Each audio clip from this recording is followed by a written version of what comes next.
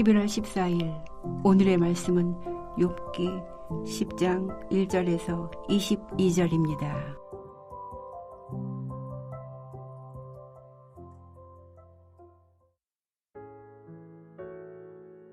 내 영혼이 살기에 곤비하니 내 불평을 토로하고 내 마음이 괴로운 대로 말하리라. 내가 하나님께 아뢰오리니 나를 정죄하지 마시옵고 무슨 까닭으로 나와 더불어 변론하시는지 내게 알게 하옵소서. 주께서 주의 손으로 지으신 것을 학대하시며 멸시하시고 악인의 꾀에 빛을 비추시기를 선히 여기시나이까. 주께도 육신의 눈이 있나이까. 주께서 사람처럼 보시나이까. 주의 날이 어찌 사람의 날과 같으며 주의 해가 어찌 인생의 해와 같기로 나의 허물을 찾으시며 나의 죄를 들추어내시나이까. 주께서는 내가 악하지 않은 줄을 아시나이다. 주의 손에서 나를 벗어나게 할 자도 없나이다. 주의 손으로 나를 빚으셨으며 만드셨는데 이제 나를 멸하시나이다. 기억하옵소서. 주께서 내 몸 지으시기를 흙을 뭉치듯 하셨거늘 다시 나를 티끌로 돌려보내려 하시나이까. 주께서 나를 젖과 같이 쏟으셨으며 엉긴 젖처럼 엉기게 하지 아니하셨나이까. 피부와 살을 내게 입히시며 뼈와 힘줄로 나를 엮으시고 생명과 은혜를 내게 주시고 나를 보살피심으로 내 영을 지키셨나이다. 그러한데 주께서 이것들을 마음에 품으셨나이다. 이 뜻이 주께 있는 줄을 내가 아나이다. 내가 범죄하면 주께서 나를 죄인으로 인정하시고 내 죄악을 사하지 아니하시나이다. 내가 악하면 화가 있을 것이오며 내가 의로울지라도 머리를 들지 못하는 것은 내 속에 부끄러움이 가득하고 내 환난을 내 눈이 보기 때문이니이다. 내가 머리를 높이 들면 주께서 젊은 사자처럼 나를 사냥하시며 내게 주의 놀라움을 다시 나타내시나이다. 주께서 자주자주 증거하는 자를 바꾸어 나를 치시며 나를 향하여 진노를 더하시니 군대가 번갈아서 치는 것 같으니이다. 주께서 나를 태에서 나오게 하셨음은 어찌함이니이까. 그렇지 아니하셨더라면 내가 기운이 끊어져 아무 눈에도 보이지 아니하였을 것이라. 있어도 없던 것 같이 되어서 태에서 바로 무덤으로 옮겨졌으리이다. 내 날은 적지 아니하니이까. 그런즉 그치시고 나를 버려두사 잠시나마 평안하게 하시되 내가 돌아오지 못할 땅 곧 어둡고 죽음에 그늘진 땅으로 가기 전에 그리 하옵소서. 땅은 어두워서 흑암 같고 죽음의 그늘이 져서 아무 구별이 없고 광명도 흑암 같으니이다. 한평생 어떠한 고난 가운데에서도 하나님의 사명을 붙들고 고난을 돌파하는 굳센 믿음의 용사가 되시기를 주님의 이름으로 축복합니다. 오늘 본문은 9장에 이어서 빌닷의 충고에 대한 욥의 변론의 종결 부분입니다. 10장에서 욥은 이해할 수 없는 자신의 고난에 대해 하나님께 철저하게 항변하고 있습니다. 오늘은 본문을 통해서 우리가 욥과 같이 이해할 수 없는 고난 속에 있을 때에 하나님의 자녀인 우리가 가져야 할 믿음의 태도는 어떤 것인지 함께 묵상하겠습니다. 여러분, 우리의 삶 가운데에는 우리의 생각으로는 도저히 이해할 수 없는 그런 고난이 생길 때도 있습니다.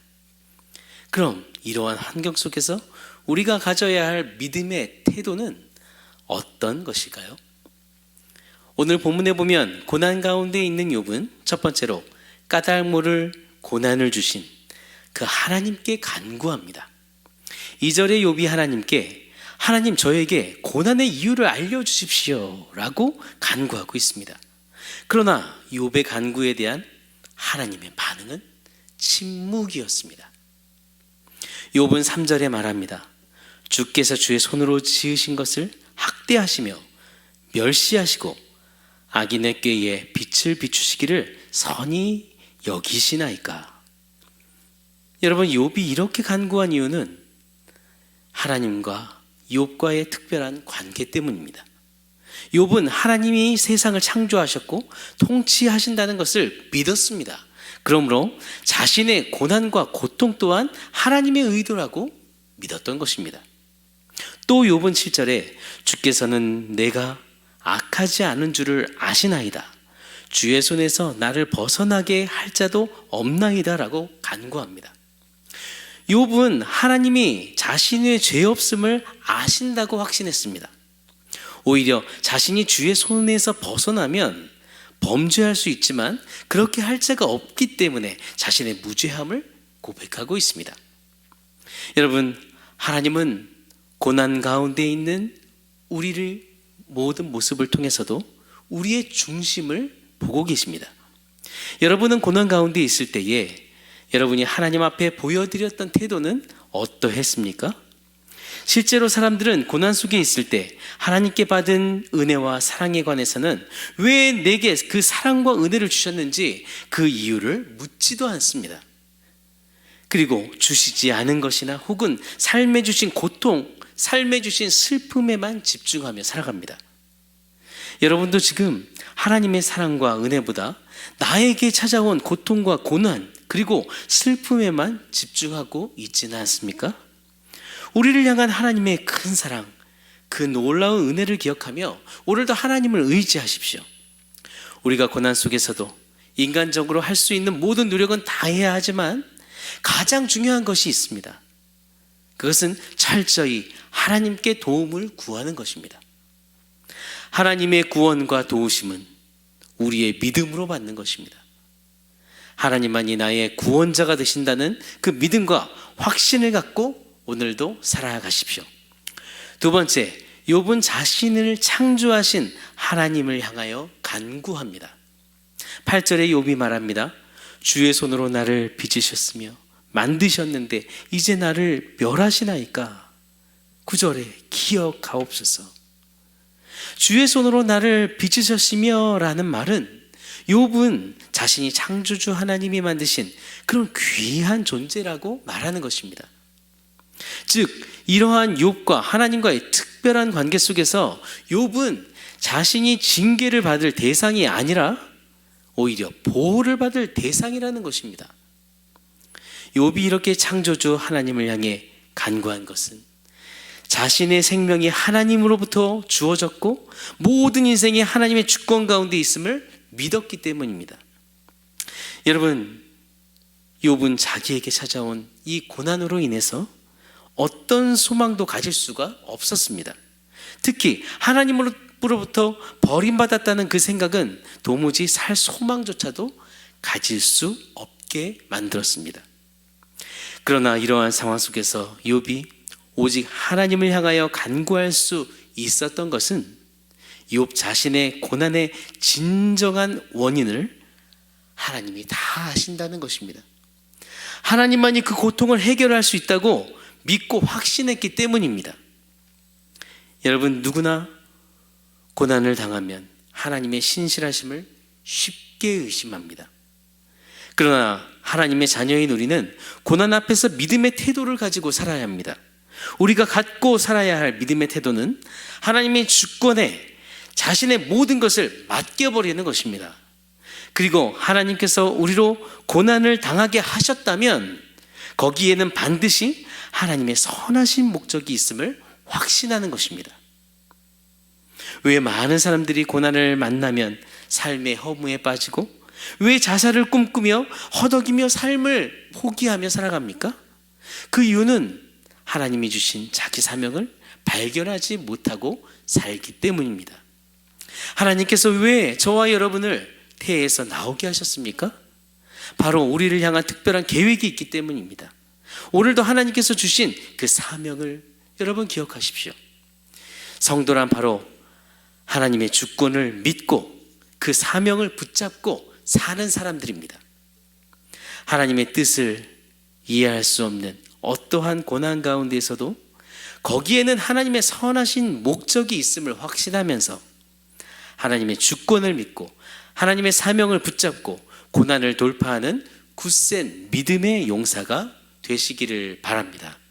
오늘의 암고는 하나님의 주권을 믿고 하나님의 사명을 붙잡고 고난을 돌파하라. 하나님의 주권을 믿고 하나님의 사명을 붙잡고 고난을 돌파하라.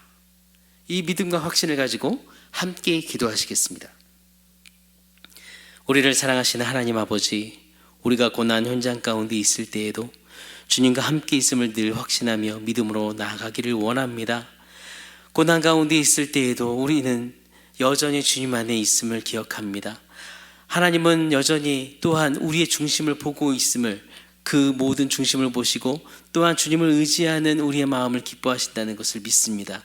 우리 마음에 찾아오는 의심과 원망을 물리치도록 성령님 날마다 붙들어 주시고, 우리는 연약하지만 모든 만물을 창조하신 하나님이 우리를 아시고 모든 주권이 하나님 손에 있으며 고난과 고통의 해결책은 오직 하나님뿐이라는 확신을 가지고 살게 해 주옵소서. 우리의 삶에 동행해 주셔서 늘 평안함으로 붙드시길 기도합니다. 하나님께서 우리에게 베푸신 사랑과 은혜가 얼마나 큰지 그것을 정말 감격하며 넘쳐나는 은혜를 아버지 가지고 살게 도와주시옵소서. 고난 속에서도 하나님을 드러내게 해주시고 하나님의 사명을 붙들며 하나님의 영광을 위해 살게 해주옵소서. 하나님 아버지, 모든 세계와 나라가 주님의 주권 속에 있습니다. 하나님 손에 있습니다. 이스라엘과 하마스 전쟁을 다스려 주시고 아버지 속히 멈추게 해주옵소서. 더 큰 전쟁으로 이어지지 않도록 평화롭게 마무리될 수 있도록 아버지 하나님 멈춰 주시고, 하나님 그곳에 있는 원동건 선교사님 가정과 정현호 선교사님 가정을 지켜보호해 주시며 기도하는 주의 자녀들을 불쌍히 여겨주옵소서. 어두운 우리나라가 정말 하나님 말씀 기준대로 말씀의 빛 가운데 아버지 하나님 거하기 원합니다. 하나님 편에 서서 바로 세워지는 나라가 되게 해주옵소서. 잘못된 정책을 고쳐주옵소서. 우리나라에 퍼져 있는 아버지 사탄 역사의 모든 아버지 하나님의 배후들을 아버지 물리쳐주옵소서. 욕심과 분열과 음란과 동성애 등 악한 모든 것을 조장하는 마귀의 계획을 파하시고 하나님이 원하시는 거룩한 길을 가게 해주옵소서. 하나님 아버지, 우리의 중보기도를 기억해 주신 감사합니다. 신보영 권사님과 한인경 집사님, 강지축 자매, 이재훈 전사님, 위대한 의사 되신 주님의 손에 맡깁니다. 아버지, 공동체에 간절히 기도하며 부르짖는 이 이름을 기억하여 주옵소서. 주님의 권능의 손으로 만져 주옵소서. 모든 치료에 개입해 주시고 완전한 치료로 인도해 주옵소서. 지금 또한 치료 중이신 우리 이인재 집사님, 골전된 뼈가 속히 회복되고 아버지 하나님 기침 모든 증상이 완전히 멈추고 아버지의 모든 일상을 함께 또한 주님의 영광을 위해 살아갈 수 있도록 하나님 찬송과 영광을 돌리는 그런 회복이 되게 도와주시옵소서. 하나님 아버지, 담임 목사님의 영과 육을 붙들어 주옵소서. 모든 사역에 성령의 기름을 부어 주옵소서. 이번 주일 말씀에 또 선포하실 때에 하나님의 지혜와 성령의 능력을 부어 주시고 주께서 세워주신 그 곳곳마다 능히 하나님의 역사가 정말 펼쳐 보여주시는 하나님의 그 성령의 충만함이 넘쳐나게 도와주시옵소서. 매주 수요일 김요한 선교사님 말씀을 통해 말씀의 은혜와 또한 아버지 마음의 그 깨닫는 마음이 성도들 마음에 넘치기 원합니다. 은혜를 주옵소서. 말씀을 전하시는 선교사님에게 성령의 충만함을 더해 주옵소서. 아버지 하나님, 우리 공동체를 사랑하시고 또한 우리 작은 영혼들을 사랑하시는 주님, 유치부의 영혼을 사랑하는 우리 귀한 좋은 사역자를 보내주시기 기도합니다. 하나님이 사랑하시는 유치부 어린 영혼들과 또 멘토들, 정말 좋은 마음 하나님을 닮은 아버지 사역자가 와서 정말 아버지 하나님 잘 이끌어갈 수 있도록 아버지 하나님 좋은 사역자를 보내주시고 하나님 우리 예수마당을 또한 유치부를 잘 세워주옵소서.